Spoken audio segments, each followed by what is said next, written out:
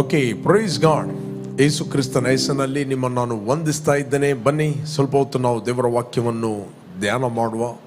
1 Corinthian 1 ಕೊರಿಂಥ 6ನೇ ಅಧ್ಯಾಯ 20ನೇ ವಚನ. ನೀವು ನಿಮ್ಮ ಸ್ವಂತ ಸೊತ್ತಲ್ಲ, ನೀವು ಕ್ರಯಕ್ಕೆ ಕೊಳ್ಳಲ್ಪಟ್ಟವರು. ಆದ ಕಾರಣ ನಿಮ್ಮ ದೇಹದಲ್ಲಿ ದೇವರ ಪ್ರಭಾವವನ್ನು ಪ್ರಕಾಶಪಡಿಸಿ. You are not your own, you are not your own property. ನೀವು ನಿಮ್ಮ ಸ್ವಂತ ಆಸ್ತಿ ಅಲ್ಲ, ನೀವು ನಿಮ್ಮ ಸ್ವಂತ ಸೊತ್ತಲ್ಲ, ನೀವು ನಿಮ್ಮವರೇ ಅಲ್ಲ. ಬಟ್ ಸ್ಟಿಲ್ ದೇವರು ನಿಮ್ಮನ್ನು ತನ್ನ ಮಗನ ರಕ್ತವನ್ನು ಕೊಟ್ಟು ಪರ್ಚೇಸ್ ಮಾಡಿದರು. ನಿಮಗೆ ದೇವರು ಫ್ರೀ ವಿಲ್ ಕೊಟ್ಟಿದ್ದಾನೆ. God is god of love. ದೇವರು ಪ್ರೀತಿ ಸ್ವರೂಪಿ. ಆತನು ಪ್ರೀತಿ ಮಾಡಿದ ಕಾರಣ ನಮ್ಮನ್ನು ರೋಬೋಟ್ ಆಗಿ ಆತನು ಕಂಟ್ರೋಲ್ ಮಾಡುವುದಿಲ್ಲ. ಅಥವಾ ದೇವರು ಪರಲೋಕದಲ್ಲಿ ಕೂತ್ಕೊಂಡು ನಮ್ಮನ್ನು ರಿಮೋಟ್ ಕಂಟ್ರೋಲಲ್ಲಿ ಕಂಟ್ರೋಲ್ ಮಾಡಿದ ಹಾಗೆ ಕಂಟ್ರೋಲ್ ಮಾಡುವುದಿಲ್ಲ. ಆತನು ನಮ್ಮನ್ನು ಪ್ರೀತಿಸ್ತಾನೆ. ಬಟ್ ಆತನು ನಮಗೆ ಪ್ರೀತಿಸಿ ನಮಗೆ ಫ್ರೀ ವಿಲ್ ಅನ್ನು ಕೊಟ್ಟಿದ್ದಾನೆ. ಮತ್ತು ತನ್ನ ವಾಕ್ಯದಲ್ಲಿ ತನ್ನ ವಿಷಯವಾಗಿ ಮತ್ತು ನಮ್ಮ ವಿಷಯವಾಗಿ ಪವಿತ್ರಾತ್ಮನ ಮೂಲಕ ಆತನು ಪ್ರಕಟಿಸಿದ್ದಾನೆ. Praise God. ಕೇವಲ ಆತನು ಯಾರಂತ ಪ್ರಕಟಿಸಿದ್ದಾನೆ ಮತ್ತು ಆತನಲ್ಲಿ ನಾವು ಯಾರು ಕ್ರಿಸ್ತನಲ್ಲಿ ಅಂತ ಆತನು ನಮಗೆ ಪ್ರಕಟಿಸಿದ್ದಾನೆ. ನಮ್ಮ ವ್ಯಾಲ್ಯೂ ಏನು, ನಮ್ಮ ಬೆಲೆ ಏನು, ನಾವು ಯಾರು ಅಂತ. ನಂಬರ್ 1, ಆತನಿಗೆ ಗೊತ್ತು ನಾವು ಯಾರಂತ, ಆತನಿಗೆ ಗೊತ್ತು ನಮ್ಮ ಸ್ಥಿತಿ ಏನಂತ. ಬಟ್ ಆತನು ಬಯಸ್ತಾನೆ ನಾವು ಆತನ ಚಿತ್ತವನ್ನು ತಿಳಿಯಬೇಕೆಂದು. ಅದಕ್ಕೋಸ್ಕರ ಆತನು ನಮಗೆ ಫ್ರೀ ವಿಲ್ ಕೊಟ್ಟಿದ್ದಾನೆ. ದ ಇಂಪಾರ್ಟೆಂಟ್ ಏನಂತ ಹೇಳಿದರೆ, ನಾವು ಆತನ ಸೊತ್ತು, ಆತನ ಆಸ್ತಿ, ಆತನ ಮಕ್ಕಳು, ಆತನಿಂದ ನಾವು ಹುಟ್ಟಿದವರು. ಆತನು ನಮಗೆ ಕ್ರಯ ಕೊಟ್ಟು ತೆಗೆದುಕೊಂಡಿದ್ದಾನೆ ಅಂತ ಹೇಳಿದ ನಂತರ ದೇವರು ನಮಗೆ ಫ್ರೀ ವಿಲ್ ಕೊಟ್ಟಿದ್ದಾನೆ. ಆ ಫ್ರೀ ವಿಲ್ ಏನಂತ ಹೇಳಿದರೆ, ನಾವು ನಮ್ಮ ವಿಲ್ಲನ್ನು ಆತನ ವಿಲ್ಲಿಗೆ ಸಬ್ಮಿಟ್ ಮಾಡಬೇಕು. ನಾವು ನಮ್ಮ ವಿಲ್ಲನ್ನು ಅಂದರೆ ನಮ್ಮ ಚಿತ್ತವನ್ನು ನಾವು ಆತನ ಚಿತ್ತದೊಟ್ಟಿಗೆ ಒಪ್ಪಂದ ಮಾಡಬೇಕು. ಗಂಡ ಹೆಂಡತಿಯರ ಮಧ್ಯದಲ್ಲಿ ಒಂದು ರಿಲೇಷನ್ಶಿಪ್ ಇರ್ತದೆ. ಗಂಡನು ತನ್ನ ಹೆಂಡತಿಯನ್ನು ಪ್ರೀತಿ ಮಾಡುತ್ತಾನೆ. ಹೆಂಡತಿ ಹೇಳ್ತಾಳೆ, ನಿಮ್ಮನ್ನು ನನಗೆ ಪ್ರೀತಿ ಮಾಡಲಿಕ್ಕೆ ಆಗೋದಿಲ್ಲ, ನೀವೊಂದು ಕೆಲಸ ಮಾಡಿ, ನಾವು ನಿನ್ನನ್ನು ಪ್ರೀತಿ ಮಾಡುವಂತೆ, ನಾನು ನಿಮ್ಮನ್ನು ಪ್ರೀತಿ ಮಾಡುವಂತೆ ನೀನು ನನಗೆ ಸರಿ ಹೊಡಿ, ಜಜ್ಜು, 4 ಪೆಟ್ಟುಗೋಡು, ನನ್ನ ಕಂಟ್ರೋಲ್ ಮಾಡು ಅಂತ ಹೇಳಿದರೆ, ನಿಜವಾಗಿ ಪ್ರೀತಿ ಮಾಡುವ ಗಂಡ ಆ ರೀತಿ ಆಕೆಗೆ ಟಾರ್ಚರ್ ಮಾಡೋದಿಲ್ಲ ಅಥವಾ ಆಕೆಗೆ ಹೊಡೆಯುವುದಿಲ್ಲ, ನಿನ್ನನ್ನು ಪ್ರೀತಿ ಮಾಡಬೇಕಂತ ಬೆಗ್ ಮಾಡೋದಿಲ್ಲ. ಆತನು ಬಯಸ್ತಾನೆ ಆಕೆ ವಿಲ್ಫುಲಿ ಆತನನ್ನು ಪ್ರೀತಿ ಮಾಡಬೇಕು ಅಂತ. ವಿಲ್ಫುಲಿ ಆಕೆ ಹೃದಯಪೂರ್ವಕವಾಗಿ ವಿಲ್ಫುಲಿ ಆಕೆ ತನ್ನ ಗಂಡನನ್ನು ಪ್ರೀತಿ ಮಾಡಬೇಕಂತ ಆತನು ಬಯಸ್ತಾನೆ. ಅದೇ ರೀತಿ ದೇವರು ತನ್ನ ಭಾಗವನ್ನು ಆತನು ನಮಗೋಸ್ಕರ ಮಾಡಿದ್ದಾನೆ. ನಾವು ಹೇಗಿದ್ದೇವೆ, ಯಾವ ರೀತಿ ಇದ್ದೇವೆ,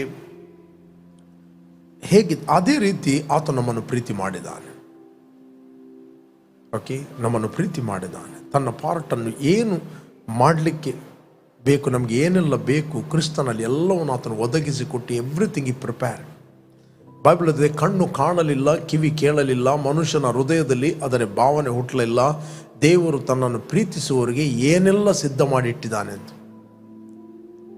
ಓಕೆ, 2 ಚಾಪ್ಟರ್ 9 ವರ್ಸ್ ಹೇಳ್ತದೆ. 1 ಕೊರಿಂಥಿಯನ್ 1 ಕೊರಿಂಥ 2ನೇ ಅಧ್ಯಾಯ 9ನೇ ವಚನ ಹೇಳ್ತದೆ, ಆದ್ದರಿಂದ ಬರೆದಿರುವ ಪ್ರಕಾರ ದೇವರು ತನ್ನನ್ನು ಪ್ರೀತಿಸುವವರಿಗಾಗಿ ಸಿದ್ಧ ಮಾಡಿರುವಂಥದ್ದೆಲ್ಲವನ್ನು everything is prepared.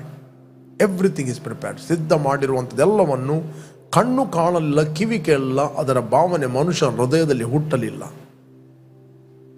Okay, next 10ನೇ ವಚನ ಹೇಳ್ತದೆ, ನಮಗಾದರೂ ದೇವರು ತನ್ನ ಆತ್ಮನ ಮೂಲಕ ಅದನ್ನು ಪ್ರಕಟಿಸಿದನು. ಅದರ ಅರ್ಥ ನ್ಯಾಚುರಲ್ ವ್ಯಕ್ತಿಗೆ ದೇವರ ಪ್ರೀತಿ ಅರ್ಥ ಆಗುವುದಿಲ್ಲ. ನ್ಯಾಚುರಲ್ ವ್ಯಕ್ತಿಗೆ ದೇವರ ಪ್ರೀತಿ ಒಂದು ಹುಚ್ಚು ಮಾತು. ನ್ಯಾಚುರಲ್ ವ್ಯಕ್ತಿಗೆ ಅವರು ದೇವರು ಇದ್ದಾರಂತ ಕೂಡ ನಂಬುವುದಿಲ್ಲ, ಯಾವುದೋ ಒಂದು ಶಕ್ತಿ ಇದೆ ಅಂತ ನಂಬ್ತಾರೆ. ಬಟ್ ದೇವರು ಆತನು ಪ್ರೀತಿ ಸ್ವರೂಪಿ, ಆತನು ವ್ಯಕ್ತಿಯಾಗಿದ್ದಾನೆ, ಆತನು ಪ್ರೀತಿ ಮಾಡುತ್ತಾನೆ, ಆತನು ನಮ್ಮಿಂದ ಪ್ರೀತಿಯನ್ನು ಕೂಡ ಬಯಸ್ತಾನೆ.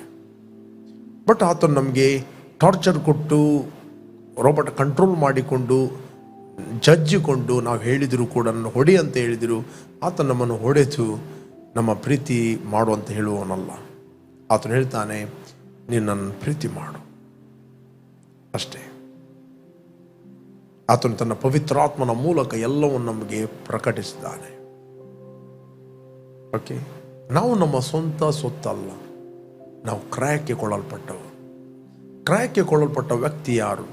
Your human spirit. Man is A spirit, god is A spirit. ದೇವರು ಆತ್ಮಸ್ವರೂಪಿ, ಮನುಷ್ಯನು ಆತ್ಮಸ್ವರೂಪಿಯಾಗಿದ್ದಾನೆ. ಆದ್ದರಿಂದ ಬೈಬಲ್ ಹೇಳ್ತದೆ, ಕರ್ತನ ಸಂಸರ್ಗದಲ್ಲಿರುವವನಾದರೂ ಆ ಕರ್ತನೊಂದಿಗೆ ಒಂದು ಆತ್ಮವಾಗಿದ್ದಾನೆ. ಓಕೆ, ಬೇಕಾದ್ರೆ ನಾವು ಓದುವ 6ನೇ ಅಧ್ಯಾಯ 17ನೇ ವಚನ, 1 Corinthians 6:17. ಓಕೆ, 6:12 ಓದು. ಓಕೆ, 6:12 ಎಲ್ಲ ಕಾರ್ಯಗಳನ್ನು ಮಾಡುವುದಕ್ಕೆ ನನಗೆ ಸ್ವಾತಂತ್ರ್ಯವೇನೂ ಉಂಟು. ಬೇಕಾದಾಗೆ ನನಗೆ ಜೀವಿಸಬಹುದು, ಖುಷಿ ಬಂದಾಗಿ ಜೀವಿಸಬಹುದು. ಎಲ್ಲ ಕಾರ್ಯಗಳನ್ನು ಮಾಡುವುದಕ್ಕೆ ನನಗೆ ಸ್ವಾತಂತ್ರ್ಯವೇನೂ ಉಂಟು, ಆದರೆ ಎಲ್ಲವೂ ವಿಹಿತವಾಗಿರುವುದಿಲ್ಲ. ದೇವರು ನಮಗೆ ಸ್ವಾತಂತ್ರ್ಯರಾಗಿ ಬಿಟ್ಟಿದ್ದಾನೆ, ದೇವರು ನಮಗೆ ಫ್ರೀಡಮ್ ಆಗಿ ಬಿಟ್ಟಿದ್ದಾನೆ. ಓಕೆ, ಮತ್ತು ಫ್ರೀ ವಿಲ್ ಕೊಟ್ಟಿದ್ದಾನೆ. ಆದರೆ ಎಲ್ಲ ವಿಹಿತವಾಗಿರುವುದು. ಎಲ್ಲ ಕಾರ್ಯಗಳನ್ನು ಮಾಡುವುದಕ್ಕೆ ನನಗೆ ಸ್ವಾತಂತ್ರ್ಯ ಉಂಟು, ಆದರೆ ನಾನು ಯಾವುದಕ್ಕೂ ಒಳಗಾಗುವುದಿಲ್ಲ. That is my will. Okay, next 12ನೇ ವಚನ, 13ನೇ ವಚನ. ಭೋಜನ ಪದಾರ್ಥಗಳು ಹೊಟ್ಟೆಗಾಗಿ, ಹೊಟ್ಟೆಯು ಭೋಜನ ಪದಾರ್ಥಗಳಿಗಾಗಿ ಅವೇ. ದೇವರು ಇದನ್ನು ಅವುಗಳನ್ನು ಕೂಡ ತೆಗೆದುಹಾಕುವನು. ಆದರೆ ದೇಹವು ಆದರಗೋಸ್ಕರ ಇರುವಂಥದ್ದಲ್ಲ, ಕರ್ತನಿಗೋಸ್ಕರವಾಗಿದೆ. ಕರ್ತನು ದೇಹಗೋಸ್ಕರವಾಗಿದ್ದಾನೆ. ಓಕೆ, ದೇವರು ಕರ್ತನನ್ನು ಎಬ್ಬಿಸ್ತಲ್ಲದೆ ನಮ್ಮನ್ನು ತನ್ನ ಪರಾಕ್ರಮದಿಂದ ಎಬ್ಬಿಸುವನು. ನಿಮ್ಮ ದೇಹಗಳು ಕ್ರಿಸ್ತನ ಅಂಗಗಳಾಗಿವೆ ಎಂಬುದು ನಿಮಗೆ ತಿಳಿಯದು. ಹೀಗಿರಲಾಗಿ ಕ್ರಿಸ್ತನ ಅಂಗಗಳಾಗಿರುವಂಥವುಗಳನ್ನು ತೆಗೆದುಬಿಟ್ಟು ಸೂಳೆಯ ಅಂಗಗಳಾಗ ಮಾಡಬಹುದು, ಎಂದಿಗೂ ಮಾಡಬಾರದು. Okay, next. ಸೂಳೆಯ ಸಂಸರ್ಗ ಮಾಡುವವನು ಅವಳೊಂದಿಗೆ ಒಂದೇ ದೇಹವಾಗಿದ್ದಾನೆಂದು ನಿಮಗೆ ತಿಳಿಯದು. ಗಂಡ ಹೆಂಡರಿಬ್ಬರು ಒಂದೇ ಶರೀರವಾಗಿರುವರೆಂದು ದೇವರು ಹೇಳುತ್ತಾನಲ್ಲ. ಗಂಡ ಹೆಂಡರು ಇಬ್ಬರು ಒಂದು ಶರೀರವಾಗಿದ್ದಾರೆಂದು ದೇವರು ಹೇಳುತ್ತಾನಲ್ಲ. ಓಕೆ, 17ನೇ ವಚನ. ಕರ್ತನ ಸಂಸರ್ಗದಲ್ಲಿ ಇರುವವನಾದರೂ ಆತನೊಂದಿಗೆ ಒಂದೇ ಆತ್ಮವಾಗಿದ್ದಾನೆ. ಜಾರತ್ವಕ್ಕೆ ದೂರವಾಗಿ ಓಡಿ ಹೋಗಿರಿ. ಮನುಷ್ಯರು ಮಾಡುವ ಇತರ ಪಾಪಕೃತ್ಯಗಳು ದೇಹಕ್ಕೆ ಹೊರಗಾಗಿವೆ, ಆದರೆ ಜಾರತ್ವ ಮಾಡುವವನು ತನ್ನ ದೇಹಕ್ಕೆ ಹಾನಿಕರವಾದ ಪಾಪವನ್ನು ಮಾಡುತ್ತಾನೆ. ಓಕೆ, ದೇವರಿಂದ ದೊರಕ್ಕೆ ನಿಮ್ಮೊಳಗೆ ನೆಲೆಗೊಂಡಿರುವ ಪವಿತ್ರ ಆತ್ಮನಿಗೆ ನಿಮ್ಮ ದೇಹವು ಗರ್ಭಗುಡಿಯಾಗಿದೆ ಎಂಬುದು ನಿಮಗೆ ತಿಳಿಯದು. ನೀವು ನಿಮ್ಮ ಸ್ವಂತ ಸೊತ್ತಲ್ಲ. ಇಲ್ಲಿ ಕಡೆಗೆ ಬರೀತಾನೆ, ನೀವು ನಿಮ್ಮ ಸ್ವಂತ ಸೊತ್ತಲ್ಲ, ನೀವು ಕ್ರಯಕ್ಕೆ ಕೊಳ್ಳಲ್ಪಟ್ಟವರು. ಆದ ಕಾರಣ ನಿಮ್ಮ ದೇಹದಲ್ಲಿ ದೇವರ ಪ್ರಭಾವವನ್ನು ಪ್ರಕಾಶಿಸಿ, ದೇವರ ಮಹಿಮೆಯನ್ನು ಪ್ರಕಾಶಿಸಿ. ಇವತ್ತು ನಾವು ಯೇಸುವನ್ನು ರಕ್ಷಕನ ಒಡೆಯನೆಂದು ಅಂಗೀಕಾರ ಮಾಡಿದಾಗ ನಾವು ದೇವರ ಮಕ್ಕಳಾಗಿದ್ದೇವೆ. ಯೇಸುವಿನ ಹೆಸರನ್ನು ನಂಬಿದಾಗ 2ನೇ ಅಪ್ಪಣೆ ಆತನು ಏನು ಕೊಟ್ಟದಂತ ಹೇಳಿದರೆ, ನಿನ್ನನ್ನು ಪ್ರೀತಿ ಮಾಡಿದಂತೆ ನಿನ್ನ ನೆರೆಯವನನ್ನು ಪ್ರೀತಿಸು. Walking in love, that means you dominating your sense. ನಿನ್ನ ಶರೀರ ಏನು ಹೇಳ್ತದೆ ನೀನು ಕೇಳುವುದಿಲ್ಲ, ವಾಕ್ಯ ಏನು ಹೇಳುತ್ತದೆ ಅದನ್ನು ನೀನು ಕೇಳ್ತೀವಿ. ವಾಕ್ಯ ಏನು ಹೇಳುತ್ತದೆ ಅದನ್ನು ಕೇಳುವುದಂತ ಹೇಳಿದರೆ ನೀನು ಸ್ವಾತಂತ್ರ್ಯದಲ್ಲಿ ಜೀವಿಸುವುದು. Giving first place to the word of God. ದೇವರ ವಾಕ್ಯ ಏನು ಹೇಳುತ್ತದೆ ಅದರಲ್ಲಿ ಜೀವಿಸುವಂಥದ್ದೇ ನೀನು ಸ್ವಾತಂತ್ರ್ಯದಲ್ಲಿ ಜೀವಿಸುವುದು. ಬೈಬಲ್ ಹೇಳಿದೆ, ದೇವರು ನಿಮ್ಮನ್ನು ಹೇಗೆ ಕರೆದಿದ್ದಾನೆ. 1 Corinthians 7:21 ವರ್ಸ್ನಿಂದ ಓದಿ ನಮಗೆ ಸಿಗ್ತದೆ. 21 ವರ್ಸ್. ದೇವರು ಕರೆದಾಗ ನೀನು ಮತ್ತೊಬ್ಬನ ದಾಸನಾಗಿದ್ಯೋ ಅದಕ್ಕೆ ಚಿಂತೆ ಮಾಡಬೇಡ. ಆದರೆ ಬಿಡುಗಡೆ ಹೊಂದುವುದಕ್ಕೆ ನಿನ್ನ ಕೈಯಿಂದ ಆದರೆ ಸ್ವತಂತ್ರನಾಗುವುದು ಉತ್ತಮ. ಯಾವನು ಮತ್ತೊಬ್ಬನ ದಾಸನಾಗಿದ್ದು ಕರ್ತನ ಸೇವೆಗೆ ಕರೆಯಲ್ಪಟ್ಟಿರುವನೋ ಅವನು ಕರ್ತನ ಮೂಲಕ ಬಿಡುಗಡೆ ಹೊಂದಿರುವ ಸ್ವಾತಂತ್ರ್ಯನು. ಅದೇ ಪ್ರಕಾರ ಯಾವನು ಸ್ವತಂತ್ರನಾಗಿದ್ದು ಕರೆಯಲ್ಪಟ್ಟಿರುವನೋ ಅವನು ಕ್ರಿಸ್ತನಿಗೆ ದಾಸನು. ನೀವು ಕ್ರಯಕ್ಕೆ ಕೊಳ್ಳಲ್ಪಟ್ಟವರು, ಮನುಷ್ಯರಿಗೆ ದಾಸರಾಗಬೇಡ್ರಿ. ನೀವು ನಿಮ್ಮ ಸ್ವಂತ ಸೊತ್ತಲ್ಲ, ನೀವು ಕ್ರಯಕ್ಕೆ ಕೊಳ್ಳಲ್ಪಟ್ಟವರು, ಮನುಷ್ಯರಿಗೆ ದಾಸರಾಗಬೇಡ್ರಿ. ಸಾಲ ತೆಗೆದುಕೊಳ್ಳುವವನು ಸಾಲ ಕೊಟ್ಟವನಿಗೆ ದಾಸರಂತೆ. ಇವತ್ತು ಅನೇಕರು ಗೊತ್ತಿಲ್ಲದೆ ಅನೇಕರು ಇಂಡೈರೆಕ್ಟ್ಲಿ ದಾಸರಾಗ್ತಾ ಇದ್ದಾರೆ ಬಿಕಾಸ್ ಆಫ್ ಮನಿ. ಸಾಲ ತೆಗೆದುಕೊಳ್ಳುವವನು ಸಾಲ ಕೊಡುವವನಿಗೆ, ಯಾರು ಸಾಲ ಕೊಟ್ಟಿದ್ದಾನೋ ಅವನ ದಾಸನಾಗಿದ್ದಾನೆ. ಇದು ಸ್ಲೇವ್. ಅದಕ್ಕೆ ಬೈಬಲ್ ಹೇಳುತ್ತೆ, ಮನುಷ್ಯರಿಗೆ ದಾಸರು ಆಗಬೇಡ್ರಿ. Don't be a slave to any man. ಭೋಗಾಸಕ್ತನು ಕೂಡ ಕೊರತೆ ಪಡುವನಂತೆ. ಭೋಗಾಸಕ್ತನು ಕೊರತೆ ಪಡುವನು. ಇವತ್ತು ಅನೇಕರಿಗೆ ಪ್ರಾಬ್ಲಮ್ ಏನಂತ ಹೇಳಿದರೆ, they are filled with the Holy Spirit. ಅವರು ಪವಿತ್ರಾತ್ಮ ಭರಿತರಾಗಿದ್ದಾರೆ, ಅವರು ಅನ್ಯ ಭಾಷೆಯಲ್ಲಿ ಮಾತಾಡ್ತಾರೆ, ಪವಿತ್ರಾತ್ಮನ ವರಗಳು ಕೂಡವೇ, ಪ್ರಾಫೆಸಿ ಕೂಡ ಬಿಡ್ತಾರೆ. ದ ಪ್ರಾಬ್ಲಮ್ ಏನಂತ ಹೇಳಿದರೆ ಎಲ್ಲದು financial problem. First financial problem. We don't know. ಅನೇಕ ಸೇವಕರು ನೋಡಿದ್ರು, ಅನೇಕರು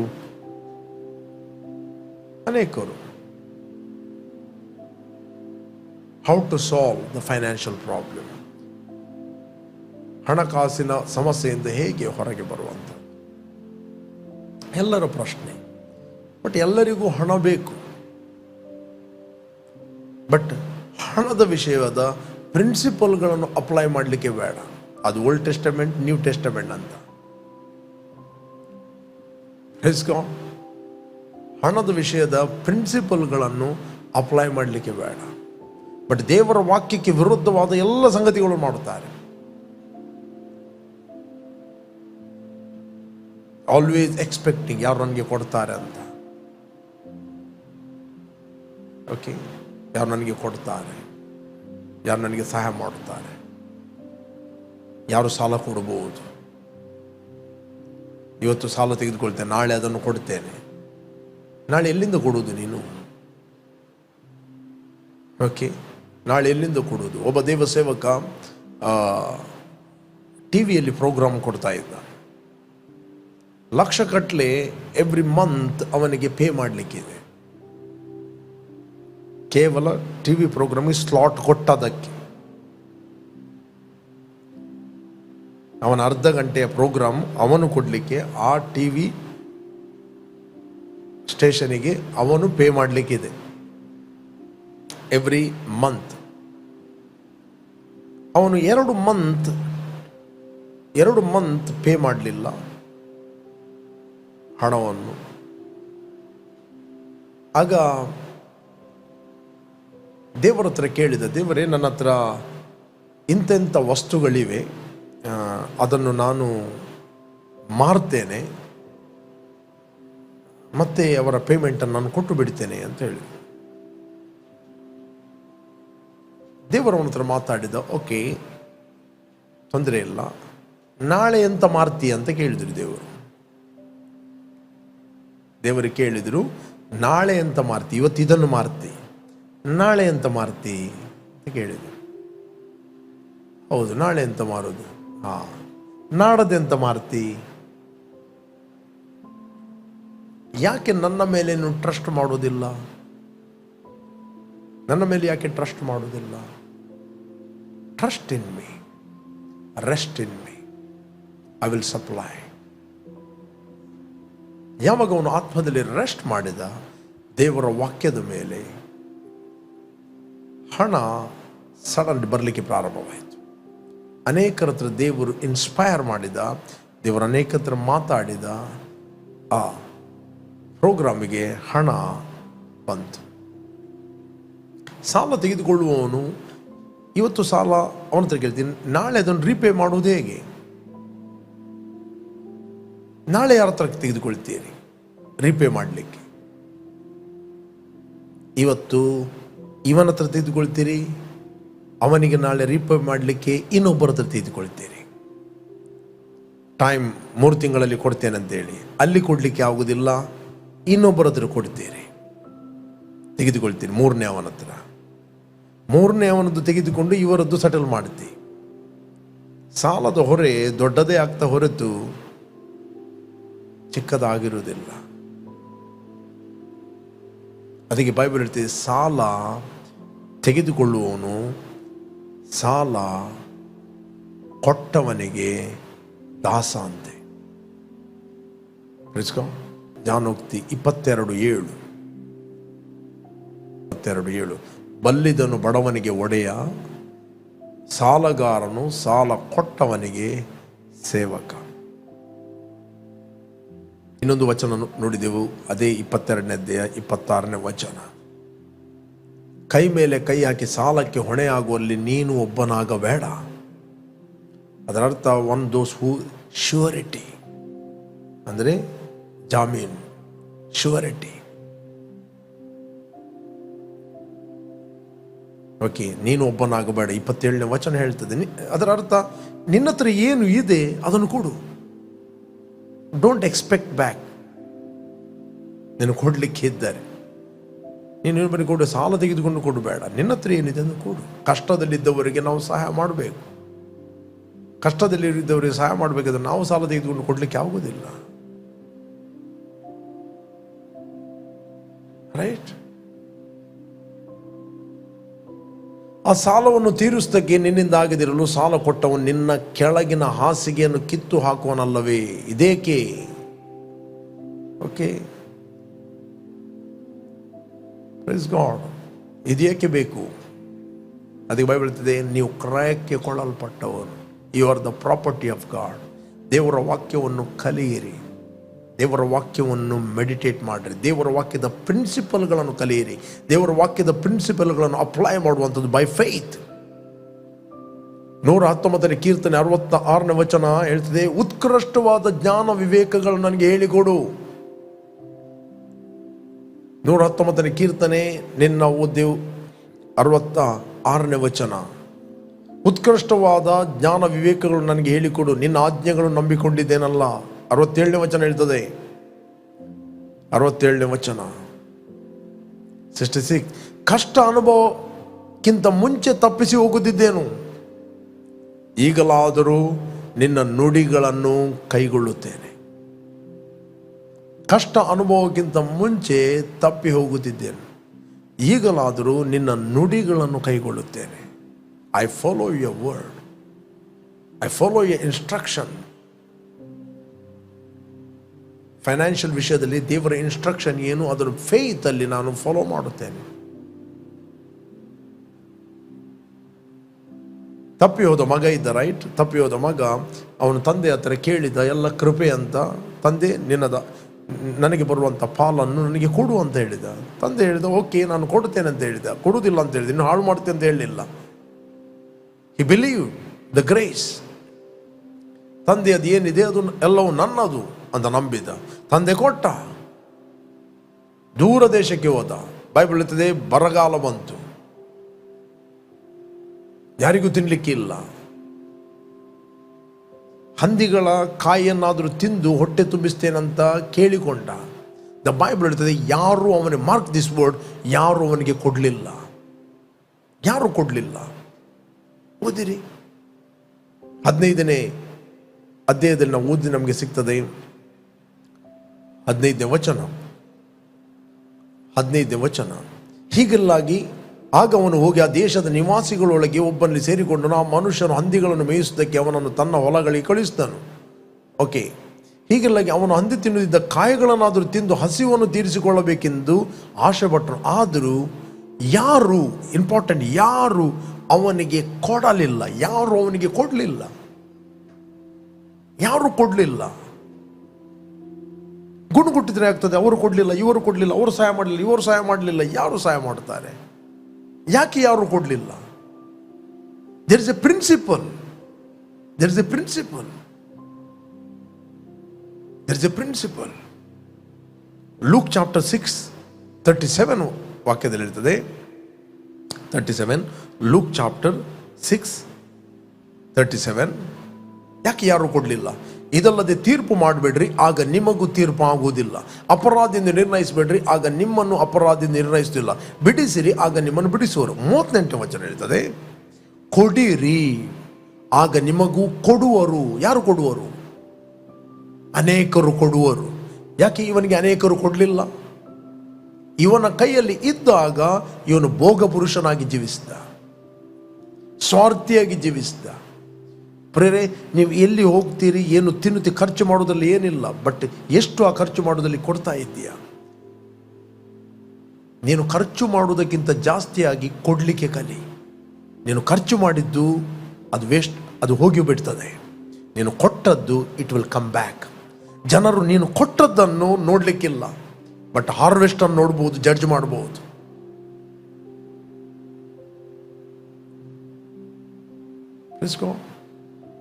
ನೀನು ಖರ್ಚು ಮಾಡುವುದರಲ್ಲಿ ದೇವರಿಗೆ ಏನು ಇಲ್ಲ. ನೀನು ಬೆಸ್ಟ್ ತಿನ್ನಬೇಕು, ಬೆಸ್ಟ್ ಖರ್ಚು ಮಾಡಬೇಕು ಎಂದು ದೇವರು ಬಯಸ್ತಾನೆ.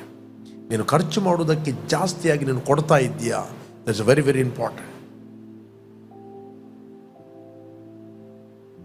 ಕೊಡಿರಿ, ಆಗ ನಿಮಗೂ ಕೊಡುವರು. ಜಡಿದು ಅಲ್ಲಾಡಿಸಿ ಹೊರ ಚೆಲ್ಲುವ ಹಾಗೆ ತುಂಬ ಅಳತೆಯನ್ನು ಅಳೆದು ನಿಮ್ಮ ಸೆರಗಿಗೆ ಹಾಕುವರು. ನೀವು ಅಳೆಯುವ ಅಳತೆಯಿಂದಲೇ ನಿಮಗೂ ಅಳೆಯುವರು. There is a principal.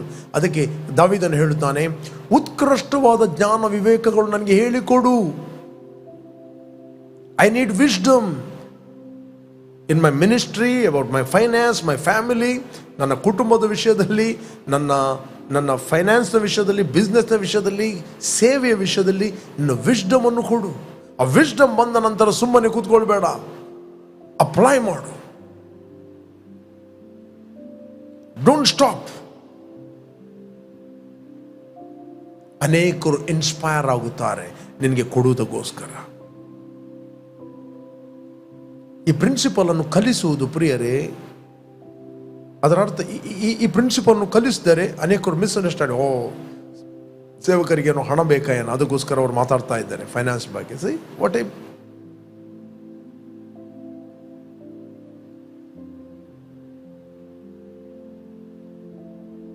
ನಿಮಗೆ ಯಾರು ಕೊಟ್ಟದ್ದರಿಂದ ನೀವು ಅಭಿವೃದ್ಧಿ ಆಗುವುದಲ್ಲ, ನೀವು ಕೊಟ್ಟದ್ದರಿಂದ ನೀವು ಅಭಿವೃದ್ಧಿ ಆಗುತ್ತೀರಿ. ನನಗೆ ಯಾರು ಕೊಟ್ಟದ್ದರಿಂದ ನಾನು ಅಭಿವೃದ್ಧಿ ಆಗುವುದಲ್ಲ. ಪ್ರತಿಯೊಬ್ಬನ ಅಭಿವೃದ್ಧಿಯ ಮೂಲ ಎಷ್ಟು ಅವನು ಕೊಡ್ತಾನೆ. ಅನೇಕರಿಗೆ ಕೊಡೋದ ಹಾಗೆ ಕಾಣಬಹುದು. Doesn't matter. Live for God, live the principle of God. ದೇವರ ಪ್ರಿನ್ಸಿಪಲ್ಗಳನ್ನು ಜೀವಿಸು. ಇಲ್ಲಾದರೆ ಯಾರು ಕೊಡುವುದಿಲ್ಲ. ಎಷ್ಟು ನೀನು ಪ್ರೀಚ್ ಮಾಡು. If you are not acting God's word in this area, ಎಷ್ಟೇ ಪ್ರೀಚ್ ಮಾಡು. Praise God. ಬೈಬಲ್ ಹೇಳ್ತದೆ, ಮನುಷ್ಯರಿಗೆ ದಾಸರಾಗಬೇಡ್ರಿ, ನೀವು ಕ್ರಯಕ್ಕೆ ಕೊಳ್ಳಲ್ಪಟ್ಟವರು. ದೇವರು ನಮಗೆ ವಿಸ್ಡಮ್ ಕೊಟ್ಟಿದ್ದಾನೆ, ವಾಕ್ಯ ಕೊಟ್ಟಿದ್ದಾನೆ, ಅದನ್ನು ಜೀವಿಸಲಿಕ್ಕೆ. How to prosper, how to walking in abundance, ಸಮೃದ್ಧಿಯಲ್ಲಿ ಜೀವಿಸಬೇಕು. ನೀವು ಕ್ರಯಕ್ಕೆ ಕೊಡಲ್ಪಟ್ಟವರು. ದೇವರ ವಾಕ್ಯವನ್ನು ಕಲಿಯಿರಿ, ದೇವರ ವಾಕ್ಯವನ್ನು ಆಕ್ಟ್ ಮಾಡ್ರಿ. You will never be the same. You will never be the same. ನೀವೊಂದು ವಾಕ್ಯವನ್ನು ಕೇಳ್ತೀರಿ, ಆ ವಾಕ್ಯವನ್ನು ಅಪ್ಲೈ ಮಾಡೋದಿಲ್ಲ ಬೈ ಫೇತ್ ಅಲ್ಲಿ, ಕಡೆಗೆ ನಿಮಗೆ ಅದು ಒಂದಿನ ಬೋರ್ ಆಗಿ ಹೋಗ್ತದೆ. ಯಾರು ದೇವರ ವಾಕ್ಯವನ್ನು ಕೇಳಿ ಅಪ್ಲೈ ಮಾಡುತ್ತಾರೆ, ಅವ್ರ ರಿಸಲ್ಟ್ ಅನ್ನು ನೋಡ್ತಾರೆ, ಅವರಿಗೆ ಅದು ಬೋರ್ ಆಗುವುದಿಲ್ಲ. ಒಬ್ಬ ಗದ್ದೆಯಲ್ಲಿ ಅವನು ಬಿತ್ತುತ್ತಾ ಇದ್ದರೆ ಅವನಿಗೆ ಬೆಳೆ ಕಾಣುವುದಿಲ್ಲ ಅಂತ ಹೇಳಿದರೆ ಕಡೆಗೆ ಅವನಿಗೆ ಬೋರ್ ಆಗ್ತದೆ. ಅದಕ್ಕೆ ಬೈಬಲ್ ಇದೆ, ಬಿತ್ತುವವನು ಬಿತ್ತುತ್ತಲೇ ಇರುವನು, ಉಳುವವನು ಉಳುವುತ್ತಲೇ ಇರುವನು. ಬಟ್ ಪ್ರಿನ್ಸಿಪಲ್ ಯಾವುದಂತ ಹೇಳಿದರೆ faith. Without faith no one can please God. ನಂಬಿಕೆ ಇಲ್ಲದೆ ದೇವರಿಗೆ ನೀನು ಮೆಚ್ಚಿಸಲಿಕ್ಕೆ ಆಗುವುದಿಲ್ಲ. ದೇವರ ವಾಕ್ಯವನ್ನು ನಂಬಿಕೆಯಿಂದ ನೀನು ಕಾರ್ಯರೂಪಕ್ಕೆ ತರಬೇಕು. ಫೇಲ್ ಆದ ವ್ಯಕ್ತಿಗಳನ್ನು ನೋಡಬೇಡ್ರಿ, ಸಫಲ ಆದ ವ್ಯಕ್ತಿಗಳನ್ನು ಫಾಲೋ ಮಾಡ್ರಿ. ಅವ್ರ ಹತ್ರ ಕೂತ್ಕೊಳ್ಳ್ರಿ. ನಿನ್ನ ಸಫಲತೆ ಕಾರಣ ಏನಂತಾರೆ ಕೇಳ್ರಿ. ಅವ್ರು ನಿಮಗೆ ಹೇಳ್ತಾರೆ. ನಿಮಗೆ ಒಳ್ಳೆಯ ಬಿಸ್ನೆಸ್ ಮ್ಯಾನ್ ಆಗಬೇಕಂತ ಹೇಳಿದರೆ ನೀವು 10 ಬಿಸ್ನೆಸ್ ಆಗಿ ಫೇಲ್ ಆದವ್ರನ್ನ ಹತ್ರ ಕೂತ್ಕೊಳ್ಬೇಡ್ರಿ, ನೀನು 11ನೇ ಆಗ್ತಿ.